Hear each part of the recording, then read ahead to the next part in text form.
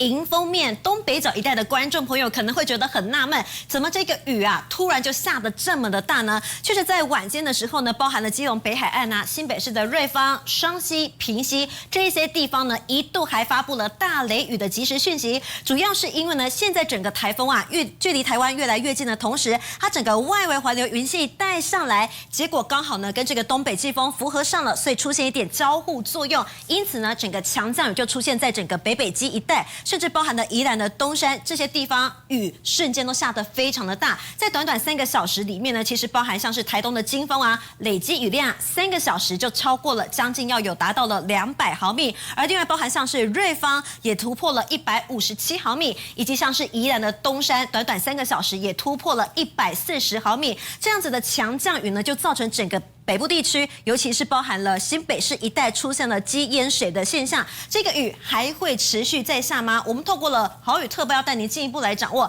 现在这个时间点，其实包含了淡水雨也是蛮大的，因此呢，整个豪雨特报的范围现在又再次扩大，包含了台东，还有包含了屏东一带呢，现在是属于超大豪雨警戒。可是你可以很明显发现，整个北基一带，还有包含了花莲山区，甚至台南以南一带呢，是出现了大豪雨警戒。预计这个雨区的范围呢，会随着整个山图尔台风越逼近台湾的同时，还会持续往北来扩大，所以豪雨的范围还有可能会往北持续来扩大。提醒大家呢，在入夜之后到清晨这段时间，一定要特别小心，因为未来它到底会怎么走呢？雷达整合图要带您进一步来掌握。现在它距离台湾的位置呢，其实只剩下100公里的海面上，持续呢开始预计有点往东的一些能量呢开始出现了，所以预计在清晨上半天这段时间呢，它的中心就会登陆到西南部地区。可是未来看起来它真的会这样走吗？现在其实路径呢可能还会是有变数的，只是目前如果说它路径不变的话，十级风的暴风圈预计在星期四的中午前后呢，这段时间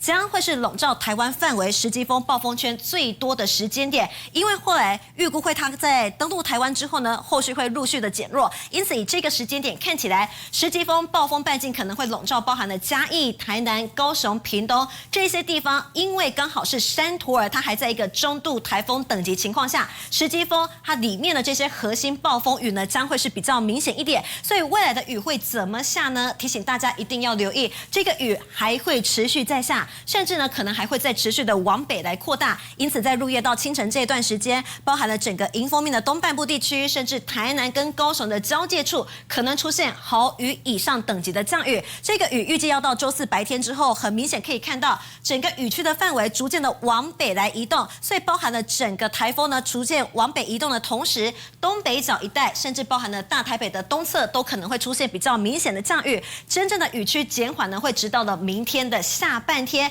不只是雨而已，现在这个时间点风也非常的惊人。我们先提供一个数字给大家参考，现在包含了台北市市区哦，今天晚上最新的强阵风也来到了7级以上的强阵风，甚至包含了离岛地区，澎湖也来到了12级的强阵风。所以这个强阵风呢，刚好是它核心范围。整个暴风雨呢，从入夜之后到周四的清晨，都会是越来越剧烈。甚至现在包含了气象署也特别针对了台南、高雄、屏东这些地方，持续发布了强风特报。一定要提醒大家再次注意，这些地方还可能出现14级以上的强阵风。时间再交还给萧涵。好，谢谢华先的最新说明。我们来看到的是台风的最新快报，山图尔台风袭台，现在造成了2死2失踪，102人受伤，而强风豪雨也在全台湾造成了路树坍塌、交通事故，还有建筑物损毁等灾情。截至到2号的晚间，全台一共是843件灾情传出。好，刚刚其实华先有提醒到大家，尤其现在屏东恒春半岛，真的风雨都越来越大，入夜还会持续在增强当中，所以真的要提高警觉了。就有民众呢是从民宿的里面拍到外面的影片，然后把它 PO 上网，结果没有想到其他民众看到真的是被吓翻了，还笑说每个县市的状况这一次在山图尔的影响下面真的差很大。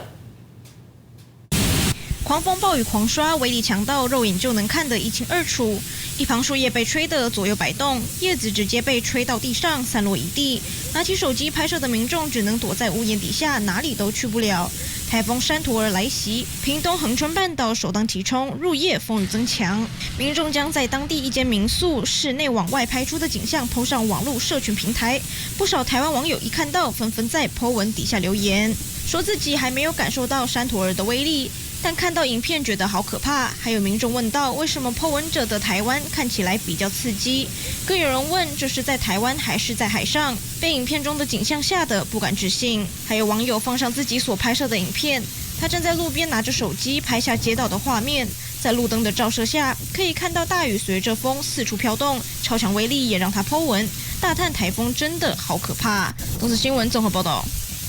山陀台风携带了惊人的雨量，我们刚刚有提到，就是在大台北地区的雨势在晚间都有明显在增加。有民众是拍到了宜兰苏澳的雨势，可以清楚看到的雨真的是不小，甚至有人说就像从天空倒下整桶水。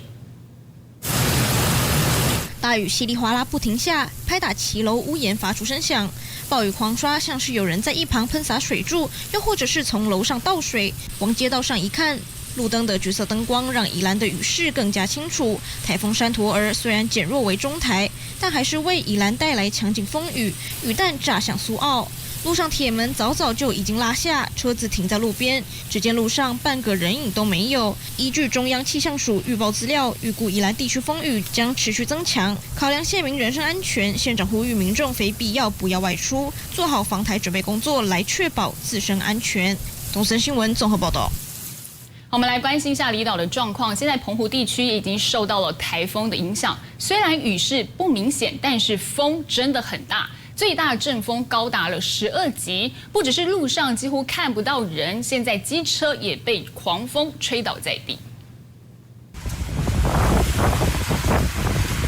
山陀儿台风不断靠近，澎湖地区也出现狂风，路树被吹得东倒西歪，岛上也一片空旷，几乎看不见人影。不止如此，路边还有好几台摩托车都被强风给吹倒。受到山陀儿台风影响，澎湖岛上2号测到最大阵风高达12级。海面上虽然相较平静，但所有船只都绑绳固定，不敢大意，因为山陀儿台风还在逼近。澎湖10月3号也宣布停止上班上课，要民众在家好好防台，严阵以待。东森新闻董志斌澎湖报道。台风还没登陆屏东沿岸，就先感受它的威力。强劲的风势让堤防掀起巨浪，一波一波打上岸。山陀儿路径实在太诡异，让各国都难以预估。不过其中这个模式却让人非常惊呼。以目前各国的模式来看，山陀儿预估会从台南的这个位置登陆北上。不过其实早在上个月，也就是9月28号的时候，辉达的 AI 系统其实已经预判过它会从这个位置登陆。根据欧洲模式的 AI 路径来看，9月27号的预判，7大 AI 模型除了辉达外，包含伏羲、微软、IFS 都显示台风将从西部登陆，并延长对台湾的影响时间。如今也让网友纷纷回头朝圣。We can explore hundreds or even thousands of kilometer-scale regional weather forecasts. 当大家都预判山陀儿会从东部走 ，AI 系统却跟别人不太一样，难道这是代表 AI 模型比较可信吗？我们只信其中的一种模式，然后直接把那个电脑模式报出来的结果，就直接拿来当做给大家看到的天气预报的结果。那万一它报错了，其实是没有任何修正的空间。所以人工最大的价值就是在我们看过了各种的模式结果之后，从里面按照经验或者是按照校验的结果，然后去判断说哪一个模式它过去一段时间的表现比较好。气象专家说，大气环境复杂，各种状况都会影响台风走向。AI 模式并不能100%准确，得再由人工校正，按照经验资料判断，才能更加的完整精准。否则单靠 AI 模式断定，就怕预报不准，延伸更多复杂状况。东森新闻生活中心台北报道。山陀儿台风的最新动态，我们可以看到大家都知道这次山陀儿台风呢，对于南部是首当其冲，但是今天在基隆的晚间已经出现了积淹水的灾情，而包含了仁爱区、信义区、中山区、中正区都列入了2级淹水警戒的范围，其中就连离基隆夜市呢也已经受到影响，赶快把现场交给记者洪诗琪。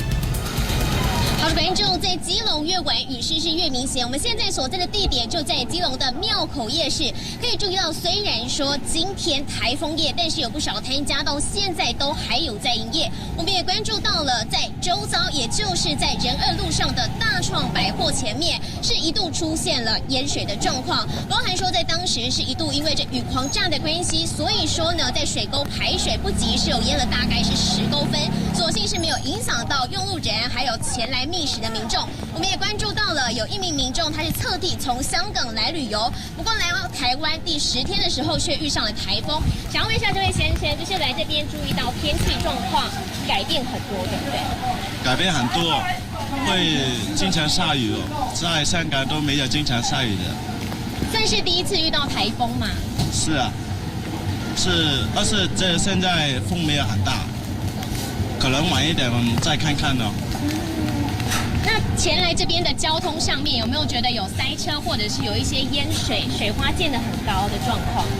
有淹水，只有塞车还没遇到，其他都很正常。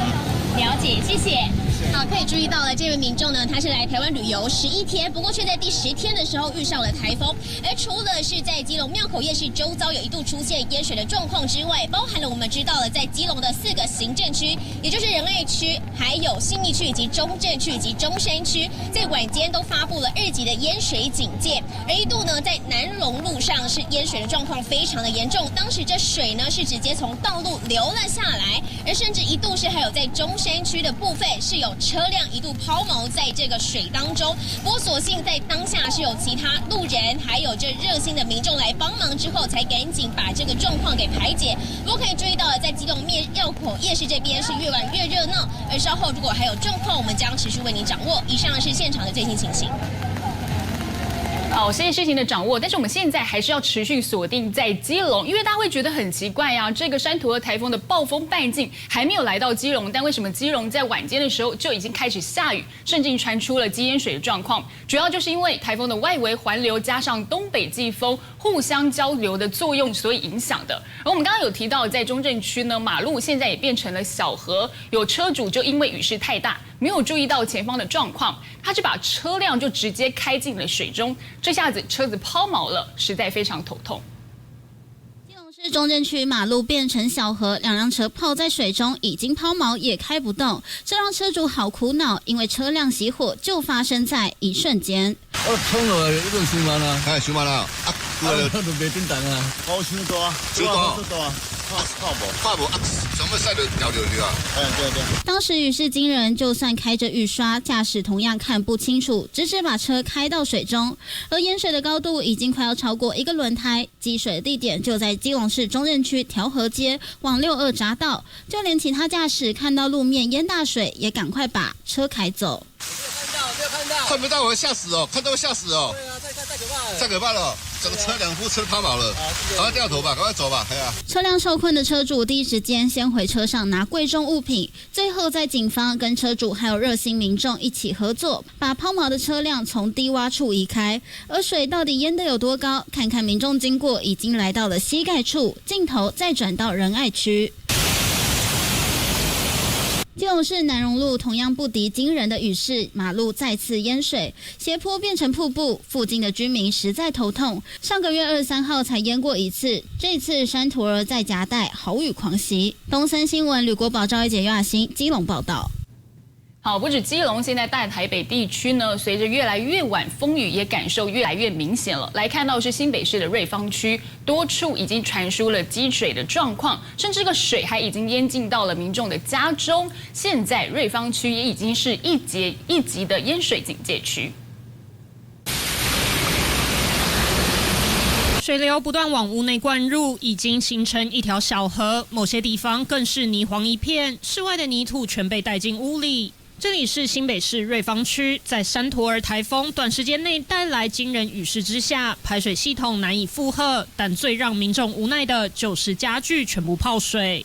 几年前淹过一次了，这个是第2次。拿着扫把把水从客厅清出去，不过大雨也没停，几乎怎么扫都无法全部清理干净。不少民众晚上不能休息，必须挑灯夜战对抗台风。而且不只是把水清出去就能完成工作，因为房内全都是泥土，民众还得拿着水管一边用清水继续洗净。应该是没有快，照说应该不会这么严重。说真的，每次都淹那么严重。有民众对此非常无奈，表示每次下大雨就一定淹水，连民众家中都淹成小河，瑞芳区的路面更宛如汪洋。后火车站淹水严重，可以看到一旁的车子已经半辆被淹在水中，水位来到轮胎高度。警方也立刻前来帮忙，合力将车辆推出。有些民众卷起裤管，因为水势已经淹到大腿。有鉴于山陀儿台风带来的豪雨，水利署已经针对瑞芳区发布1级淹水警戒。目前当局也针对部分道路拉起封锁线，提醒民众注意路况和行车安全，非必要不要出门。东讯综合报道。而此时此刻，台北的阳明山文化大学也刮起了强风，是有多位的学生是想要在外面买完东西之后回到宿舍，但是却无法往前走，甚至还有出现被吹到倒退路的现象。阳明山上刮起强风，学生出门买东西被风吹到寸步难行，身上的雨衣直接被强风吹到快飞走了，就算想站也站不稳，更别说想往前移动。我们现在所在的位置呢，就在台北市阳明山的文化大学后山这边，可以看到这边后山的这边一整排的机车都已经被吹的是东倒西歪。台风山陀儿步步进逼，不止南台湾很有感，北台湾同样风强雨骤，尤其在阳明山上感受更是越晚越明显。是雨伞已经开花2只了，雨伞直接被强风吹到整只坏掉，就算是骑车也都摇摇晃晃。根据气象署资料显示，阳明山上最大已经刮起8到9级阵风，都是风很大，但是早上的时候没有那么雨没有那么大，对不对？然后越晚会越大，像现在的时候站可能都是站不稳。山陀来袭，不止风势雨势，一定会是越来越强，几乎全台都下起大雨，民众务必小心，做好防台。东森新闻吕嘉宪、林庭洲台北报道。好，除了文化大学之外，感受很明显的学生，还有在淡水大学的学生哦。现在他们要走出宿舍，就连伞都被吹到开花了。新北市淡水区淡江大学前，学生撑着伞出门买宵夜，但是看看这强风，连想要站稳都很困难。附近的学生表示，这里其实是风切口，平常的风就很大。今天风比较大，平常呢？平常这里风就很大了，是不是？尽管风雨交加，但大学生还是穿着拖鞋出门觅食。山陀台风外围环流已经影响到北部地区，就怕低洼的地区会有海水倒灌或是局部淹水的情况。多数的店家选择提早打烊，做好防台准备。东森新闻林宇强新北报道。好，接下来最新的台风现场，我们要把镜头转到阳明山上。现在阳明山上已经刮起了8到9级的阵风，但是不少店家风雨无阻，还是选择正常营业。最新状况交给林庭洲来告诉我们。好，持续带给大家山口的台风的最新动态。我们现在所在的地方一样是在台北市阳明山的文化大学美食街，我们也感受一下风雨，其实比刚刚风雨小了一点，不过还是提醒大家，越晚风雨会越强，因为我们其实可以看到旁边的路树，其实因为刚刚的风雨实在是太强了，所以整根是直接被吹倒。那现场其实还留有非常多的垃圾呢，因为是刚刚的风雨实在是太强烈了，所以导致呢现场的垃圾是这样乱七八糟乱飞。不过我们其实可以感受一下现场的店家，其实现在因为比较晚的关系，所以已经关门了。不过其实刚刚部分的店家还是选择因为即便是停班停课2天，不过因为山上其实还留有非常多的文化大学学生，因为台风天没办法下山，所以他们选择正常营业，就是要选择不学生。那我们来听一下稍早访问。雨来说的话是还好，但是文化的风很强劲，但是我觉得就是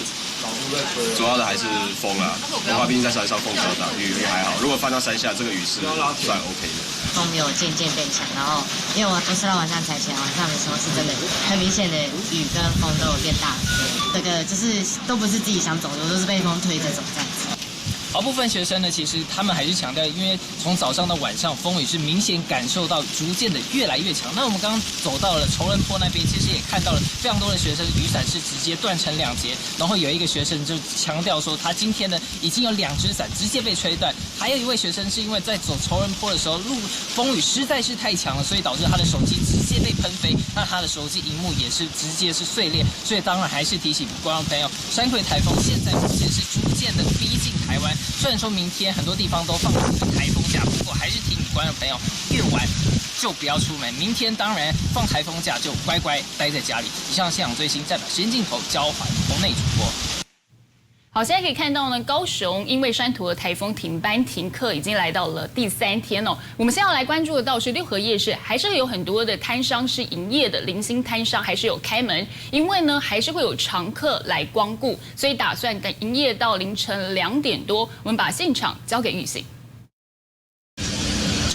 好的，那么受到山陀台风的一个影响呢，其实呢，在3号高雄市是宣布停班停课。那么我们所知道的这个六合国际观光夜市呢，这边目前看到整条几乎都是没有开的。我们找到呢，唯2、唯3间呢有开的这个摊贩，这边分别是卖糖炒栗子啊，还有猪肋排跟大肠包小肠等等。那我们来问一下店家，他们怎么台风天还这么辛苦想营业？老板，该问姐，红台梯想啊，都会出来摆啊？给减谈啊。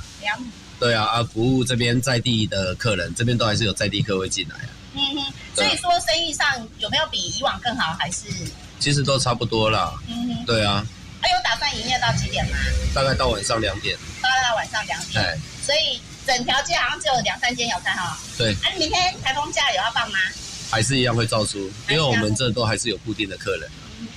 那么根据老板的说法，我们可以知道呢，他们虽然是台风假，不过呢，他们觉得说他们有固定的常客会来消费，再加上呢，其实整条街可以看放眼望过去也没有卖什么吃的，因此呢，他们就决定说呢，还是要照常营业来服务一些常客哦。那么让常客呢，能够在宵夜的时段呢是填饱肚子。那目前呢，山陀的台风呢，其实在高雄市区这边的风雨呢，其实是不太明显的。那么如果最新的状况呢，记者会随时为你来掌握。我们先把时间交完台北。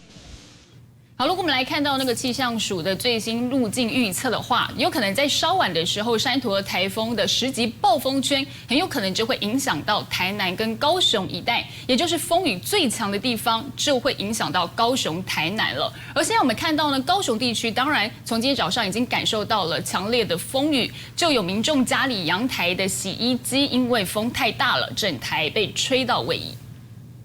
天啊，怎么办？我搬不动哎！看到这画面，民众真的只有傻眼。只是出门买个东西，怎么一回家却发现洗衣机居然准备要离家出走了？这都是因为山陀尔台风实在带来太大的风雨。我当时是下班之后就直接去好事多，好事多回来的时候发现我家的有一条水管怎么会一直冒水，然后转头才发现，哇靠，我家洗衣机竟然不见了。然后我很担心，就是洗衣机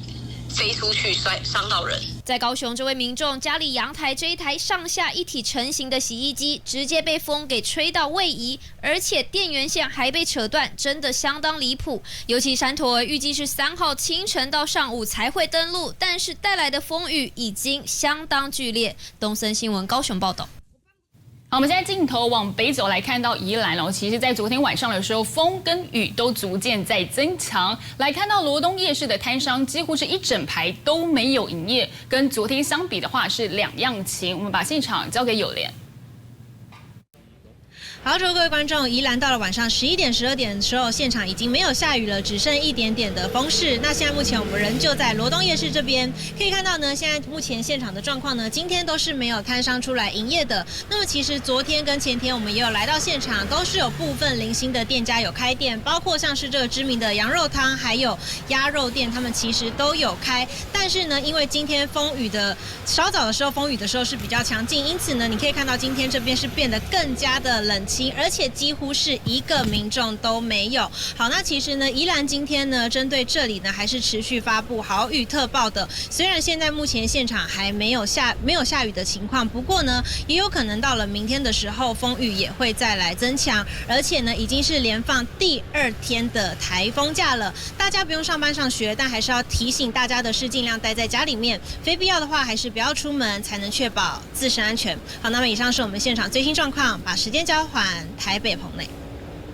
大家晚安。第18号台风山陀，它过去3个小时的强度有略微减弱，中心风速来到每秒38公尺，不过它的暴风圈还是维持200公里的大小。它的暴风圈现在目前正笼罩着包含云林以南跟台东、澎湖地区，另外海上警戒区的范围还是维持东半部海面、巴士海峡、东沙岛海面跟台湾海峡这些地方。虽然目前的暴风圈没有笼罩整个全部台湾海域，并没有包括台湾北部海面，但是其实台湾各附近的沿海的风或者是海面的浪都来得非常的明显，这代表台风正在影响着我们，甚至在下雨的情况也都还是持续，尤其在东半部地区、南部地区下雨情况明显之外，在今天晚间，包含基隆北海岸、北部地区也都有不小的雨势，请大家还是要特别注意。我们从雨量观测可以看到，在今天一整天的下雨的情况，尤其在台东一整天就下了900多毫米的雨量，另外在花莲、高雄、屏东都有333到397.5毫米的下雨，